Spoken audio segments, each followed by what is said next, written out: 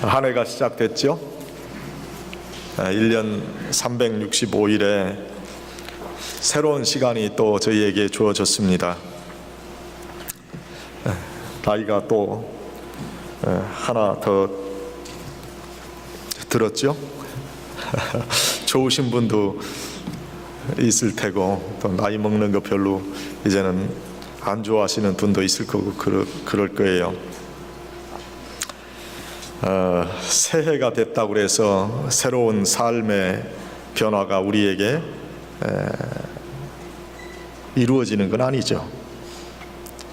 아무리 시간적 상황이 바뀌어도 우리 마음이 변하지 않으면 변화하는 그 시간이 우리에게 줄 수 있는 건 없습니다. 달력을 새로 벽에 걸고 또 어른을 찾아 뵙고 세배도 드리고 떡국을 먹고 청소를 하고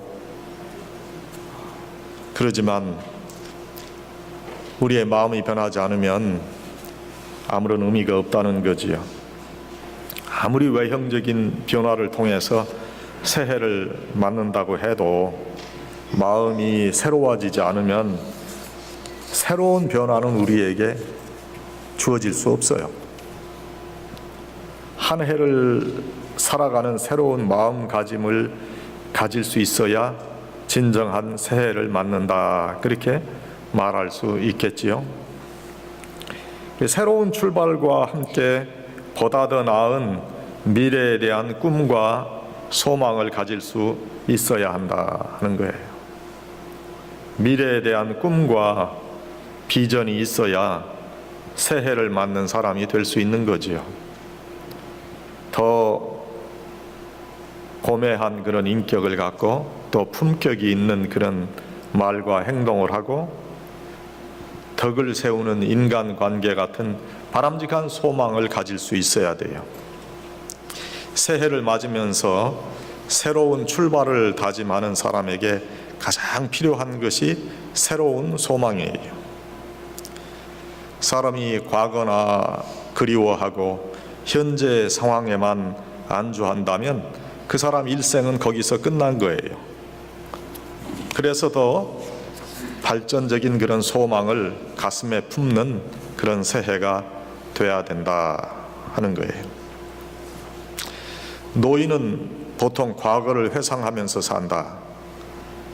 또 청년은 장년은 오늘에 머물러 살고 청년은 미래에 산다, 그런 말이 있어요. 근데 과거를 회상하며 산다는 것은 미래가 많지 않기 때문에 지나간 과거의 추억으로 돌아가고자 한다는 거지요. 과거에 살게 되면 미래를 상실하는 거예요. 그런데 여러분, 아무리 나이가 많은 분이라 할지라도 꿈과 소망을 가지고 미래를 꿈꾸면 젊은이의 삶을 사는 거예요. 소망을 이루고자 할 때 수많은 장애물이 있지요. 그러나 그 소망을 이루려는 열정을 가지고 목표를 향해서 움직이면 꿈을 이룬다 하는 거예요. 여러분들이 새해를 맞으면서 소망을 가지고 목표를 이루어가는 보람 있는 그런 계획을 세울 수 있으시기를 바랍니다. 나이 드신 분들은 나이는 숫자에 불과하다, 그런 말을 증명하세요. 금년 한 해 꼭 그 증명하시는 귀한 한 해가 되기를 바랍니다. 몇 년 전에 신문 보니까 미국 분인데 82살 먹었어요. 82살 드신 이 할아버지가 태권도 4단 공인 획득을 했다는 그런 소식이 우리 한인 일간지에 소개가 됐더라고요. 아주 놀라운 일이죠. 82살 먹은 할아버지가 태권도 4단이라니.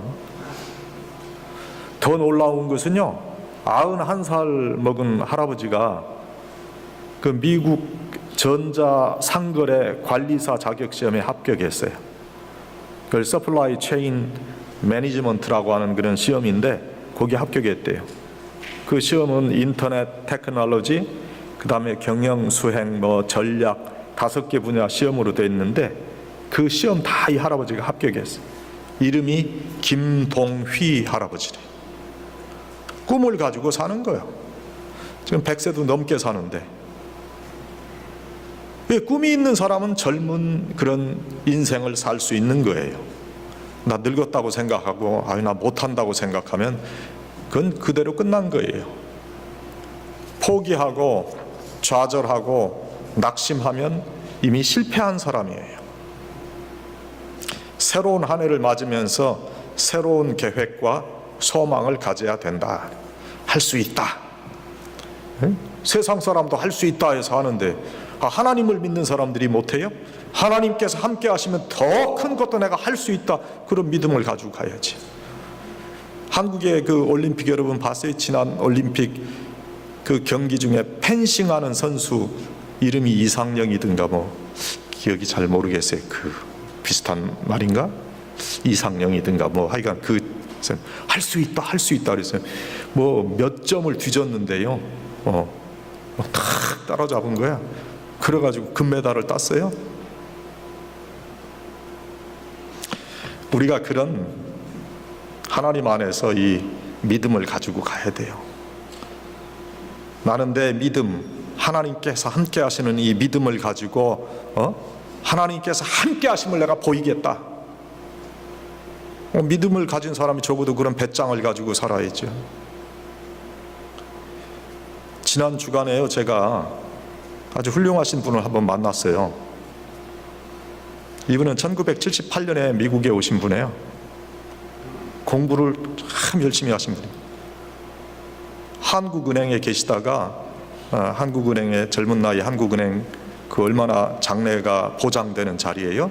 놓고 미국에 유학 와서 버몬트 대학에 주립대학에 유학 와서요. 그래서 공부를 열심히 해서 전공이 통계학인데 통계학 교수가 됐어요. 버몬트 대학 통계학 교수인데 이분이 35년간 지금 통계학 교수를 하고 계세요. 저한테 전화가 와서 목사님 꼭 만나야 되는데 왜 그러시냐고. 목사님 제가 이제 은퇴하고 이 지역으로 오려고 그럽니다. 지금까지는 버몬트에 살았는데 제가 이제 노던 버지니아 펠팩스 지역으로 오고 싶어요. 여기가 제일 좋은 지역 같아요. 그래서 저 헌돈인가 레스톤에 집도 샀대요. 근데 그분이 너무너무 지성적이고 많이 아시고 대단한 분이더라고요. 그런데 저한테 하는 얘기가, 그런데 목사님 저는 사실 안 믿겨져요. 믿으려고 하는데 예수님 믿으면 하늘나라 간다는 게 안 믿긴대요. 믿고 싶대. 안 믿긴대. 그러면서 저한테 하는 얘기가, 그 믿는 분들 보면 너무 부러워요. 아버지하고 아들 관계 아니에요. 근데 이게 아버지가 있다는 것처럼 든든한 게 어디 있어요? 그런데 그 믿고 사는 분들은 그렇게 아버지를 믿고 아버지 안에서 산다고 하니까 그게 너무 부러운데 저는 솔직히 믿어지지가 않는데, 이제 은퇴가 한 1년 반 정도 남아서 은퇴하면 저희 교회 오고 싶대요. 사실은 저희 고등학교 선배들하고 보니까, 그러니까 그래서 그분이 저를 알고 저를 만났어요. 저 최영관 집사님도 같이 만났어요. 믿어진다는 게 얼마나 감사한지.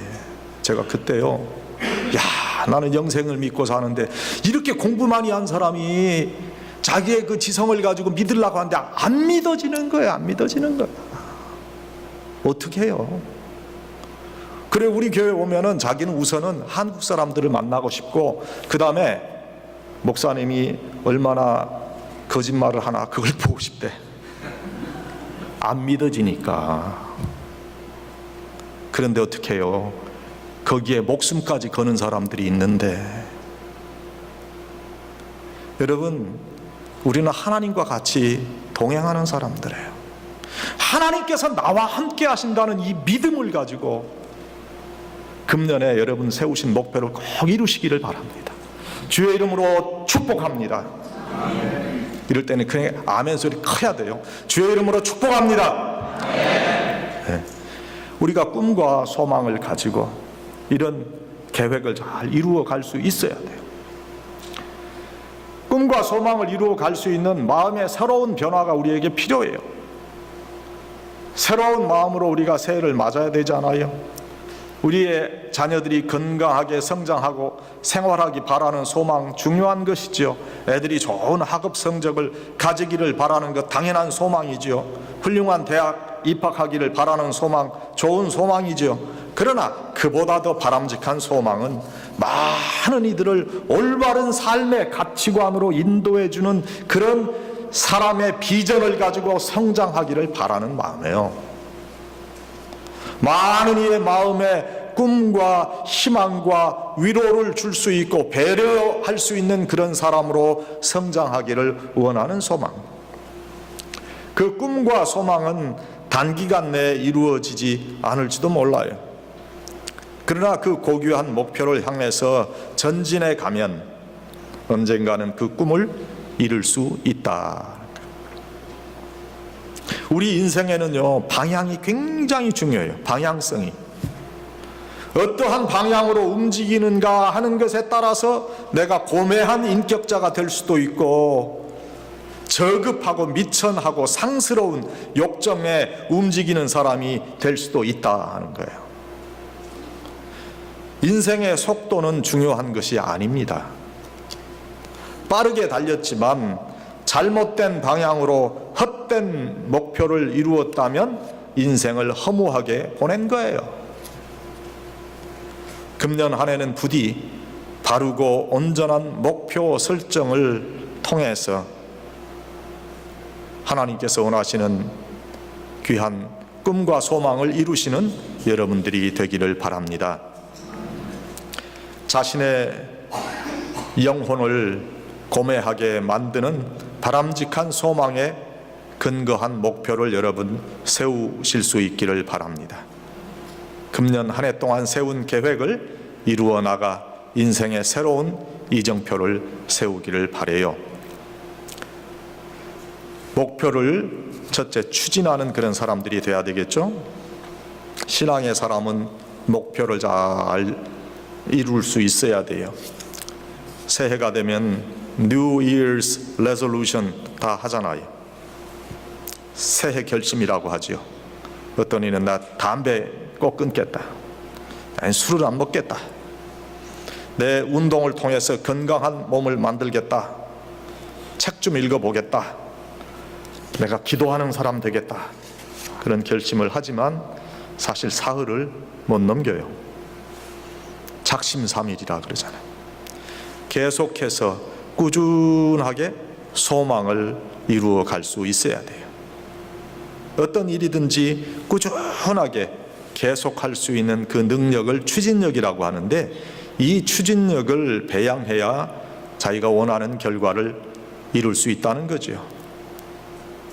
목표에 집중해야 추진력을 얻지요. 여러 가지 삶의 다양한 형편과 이유가 내가 목표한 소망을 막는 구실과 변명이 돼서는 안 돼요. 내가 이루려고 결심한 목표가 상위 가치에 있는 것이라면 그 상위의 가치를 위해서 우리 삶에 나타나는 다양한 하위 가치는 내려놓을 수 있어야 돼. 다 할 수 없어요. 그 상위의 존재 가치가 무엇인가 하는 판단, 그건 각자가 하는 거예요. 어떤 이는 관계지향적인 목표를 이루기 위해서, 또 어떤 사람들은 임무지향적인 목표를 이루기 위해서 노력하지요. 태스크 오리엔티드 됐다고 그러잖아요. 그 임무지향적인 목표를 이루려고 하는 사람들, 관계지향적인 그런 목표가 되든지 임무지향적인 목표가 되든지 계속해서 보다 나은 결과를 얻도록 해야 되는 거예요. 계속해서 목표를 향해서 움직일 수 있는 그런 능력을 가져야 보람 있는 인생을 사는 거지요. 어떠한 목표가 주어졌든지 자신의 의지로 목표를 정했든지 간에 그 목표를 향해 충성스럽고 신실하게 움직여 갈 수 있어야 된다는 거예요.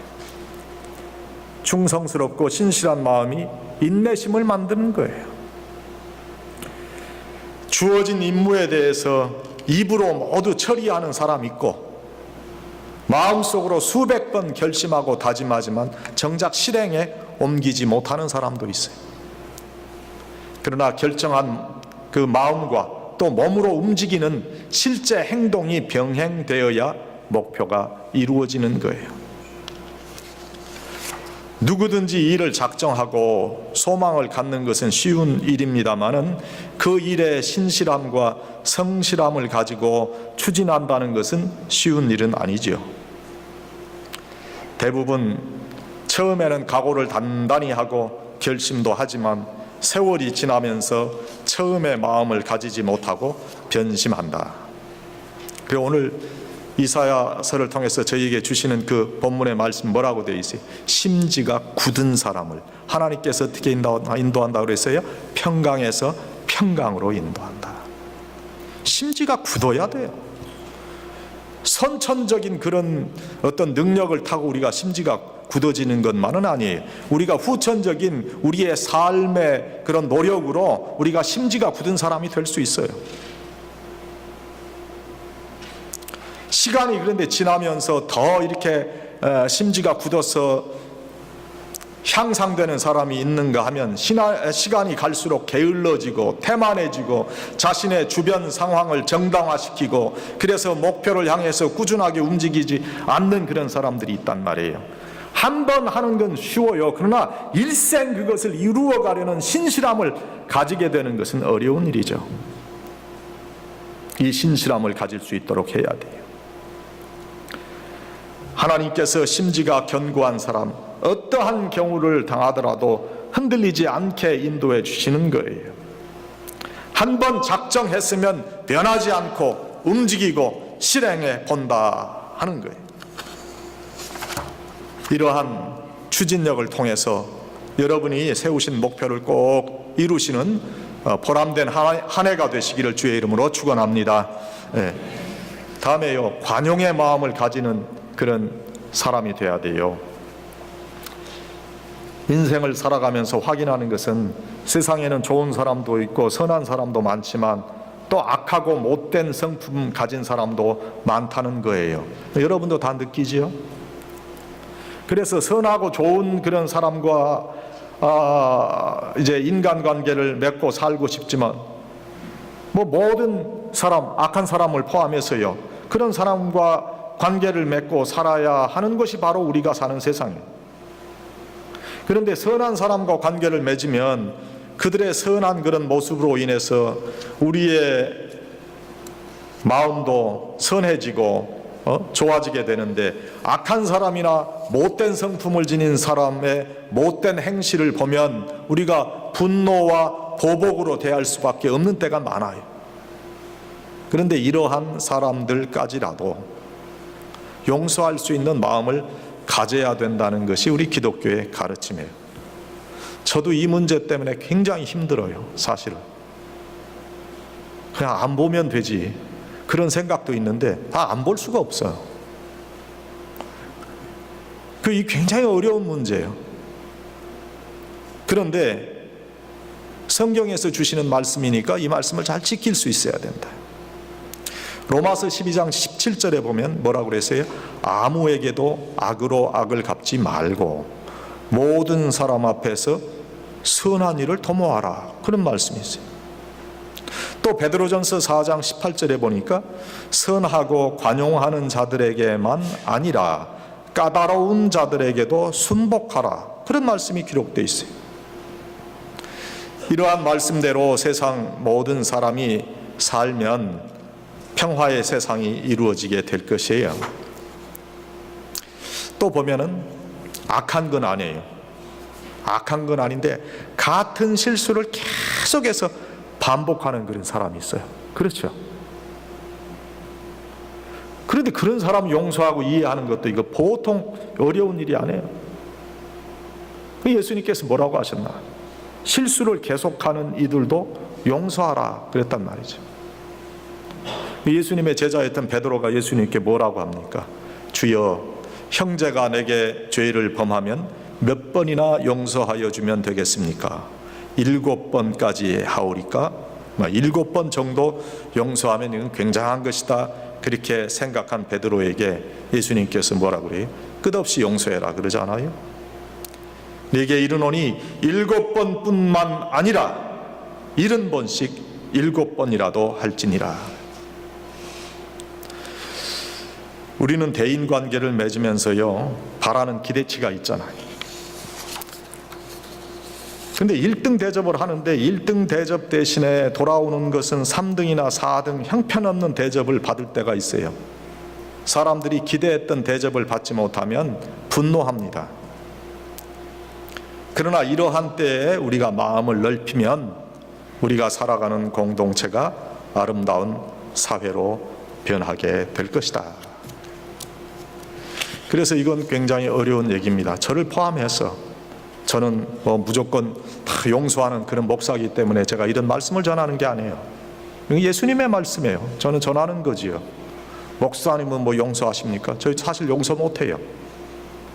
제 얘기를 하는 게 아니에요. 예수님의 말씀을 전하는 거예요.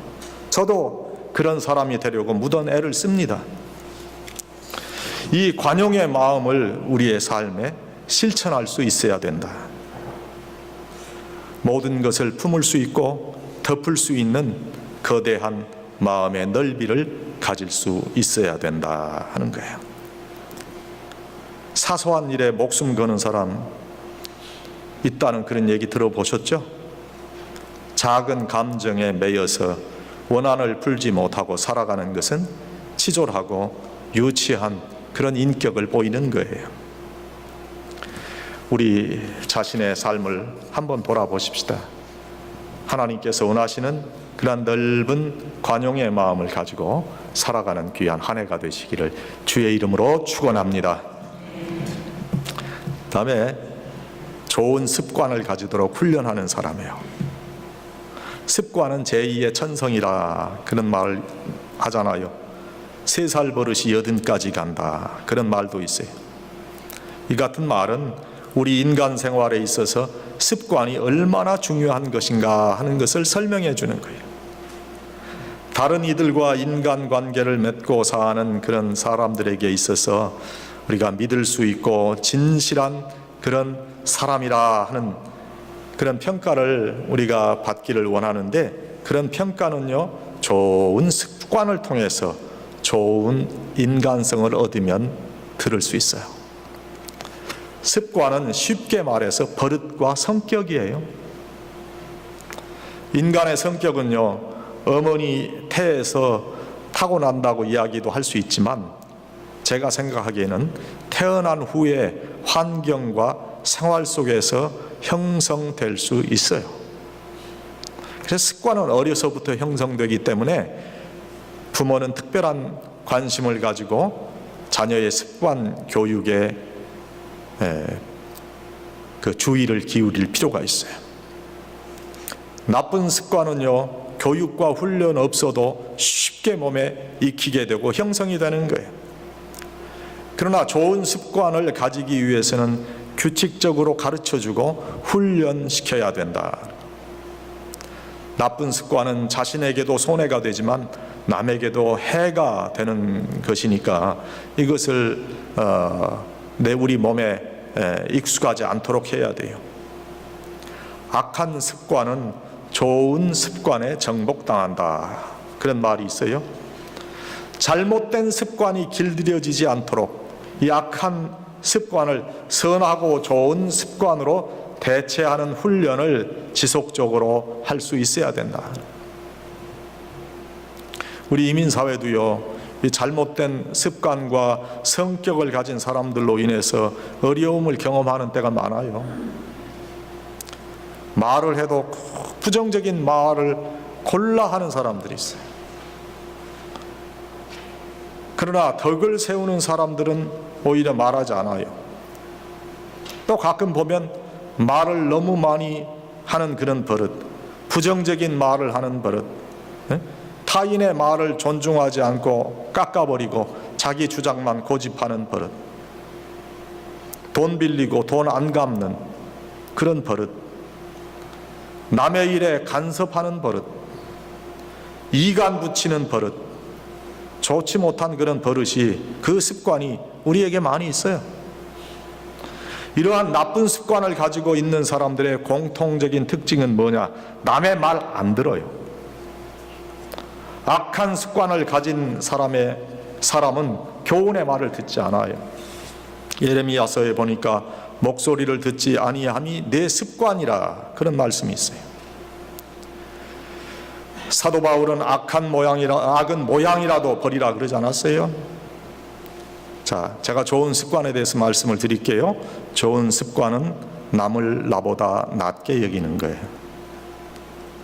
또 존경할 자를 존대하고 따르는 거예요. 부모를 존대하는 거예요. 남편에게 순종하고 아내를 사랑하는 거예요. 귀히 여기는 거예요. 선배를 선배로, 스승을 스승으로 존경할 때 질서가 유지되는 거예요. 좋은 습관은 다른 사람과의 인간관계에 있어서나 공동체의 생활에 유익을 주게 됩니다. 여러분, 우리의 그 습관이 유익을 주는 덕스러운 모습으로 변화돼야 돼요. 진실한 사람이 될 수 있도록 거짓되지 않고 진실한 그런 삶의 모습을 가지도록 우리 자신 훈련할 수 있어야 된다. 어떤 분은요, 과장해서 말하는 그런 버릇을 가진 사람이 있어요. 적은 걸 가지고 막 크게 얘기하는 사람, 자기 자신을 막 나타내기 위해서. 그것도 일종의 거짓이라고 저는 생각해요. 거짓을 말하는 이 인간 모습은 아담과 하와에게까지 그 뿌리가 연결되어 있지요. 이러한 잘못된 모습을 우리들이 버리기 위해서 우리 자신 훈련할 수 있어야 된다. 진실한 그런 삶의 모습을 갖도록 애를 써야 된다 하는 거예요.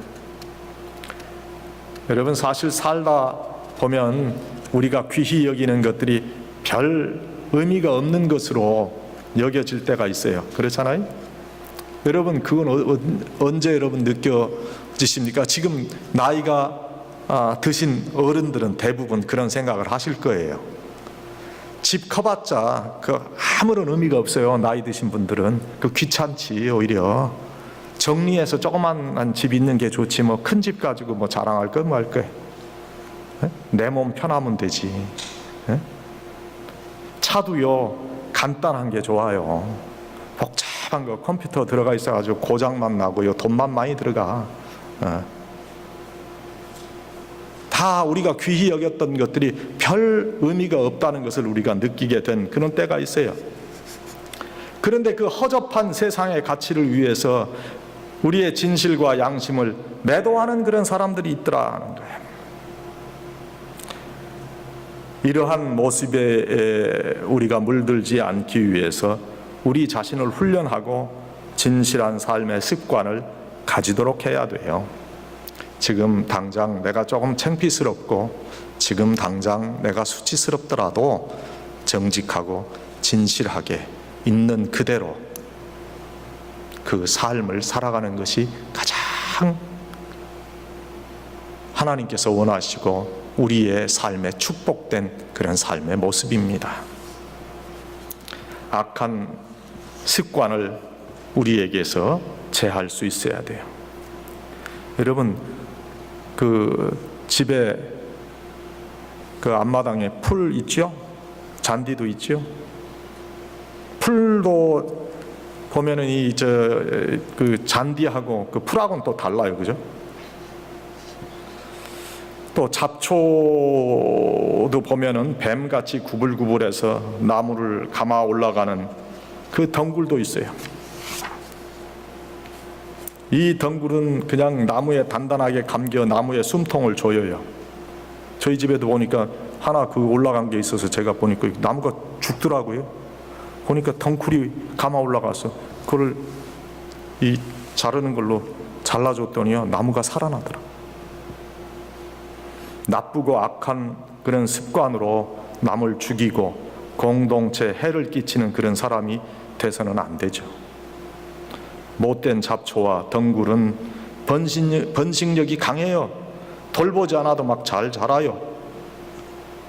그러나 이러한 잡초나 독초를 우리의 삶에서 용납해서는 안 될 겁니다.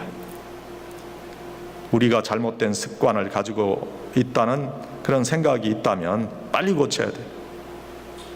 좋은 습관의 사람이 돼야 돼요. 습관은 제2의 천성이라 말합니다. 그 습관이 우리의 인생을 참되고 진실하고 행복하게 바꿀 수 있을 것입니다. 사랑하는 여러분, 우리가 새해를 맞았어요. 새해 여러분 이러한 신앙의 사람들이 되기를 저는 바랍니다.